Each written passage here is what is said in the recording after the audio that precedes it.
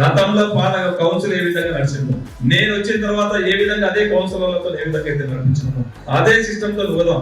మనకందరికి కూడా ఎలక్షన్స్ వచ్చినప్పుడు మళ్ళా కొట్లాడతాం.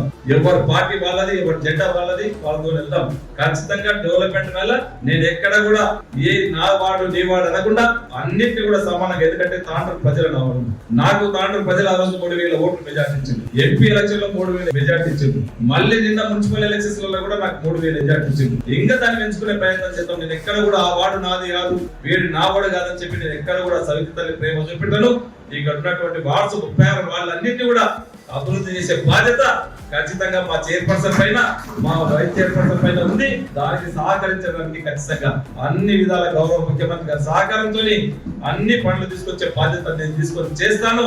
మీరు అందరూ కూడా సహకరించండి. మనం అందరం కూడా ఈ రోజు రేపు జరగబోయే 2028 లో రేపు 75 ఇయర్స్ యానివర్సరీ చేసుకుంటా పోతున్నాం. 75 ఇయర్స్ యానివర్సరీ కల్లా తప్పకుండా తాండూరు పట్టణాన్ని అన్ని విధాల అభివృద్ధి చేసుకుందామని చెప్పి కూడా దానికి ఎన్ని నిధులైనా సరే నిధులు తీసుకొచ్చే బాధ్యత ఒక ఎమ్మెల్యే నాకున్నది.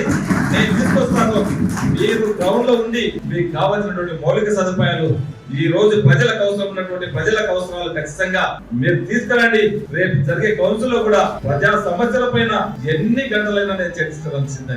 మీరు ఎంత డెప్త్ కింద పోదాం, ప్రతి సమస్య పైన చర్చిద్దాం. ఆ సమస్యని సాల్వ్ అయ్యే విధంగా పరిష్కరించే దిశగా మనం అందరం కూడా ప్రయత్నం చేస్తాం. పార్టీల ఖచ్చితంగా ప్రయత్నం చేద్దామని చెప్పి కూడా తెలియజేసుకుంటూ, ముఖ్యంగా మీకు ఇక్కడ ఉన్నటువంటి కొత్తగా గెలిచినటువంటి కౌన్సిలర్లకు మరొకసారి శుభాకాంక్షలు తెలుపుకుంటూ, చైర్పర్సన్ కి వైస్ చైర్పర్సన్ కు వారు కూడా కంగ్రాట్స్ తెలుపుకుంటూ ఈ కార్యక్రమంలో అటెండ్ అయినటువంటి ప్రతి ఒక్కరికి శుభాకాంక్షలు తెలుపుకుంటూ ముగించుకుంటున్నాను. Thank you.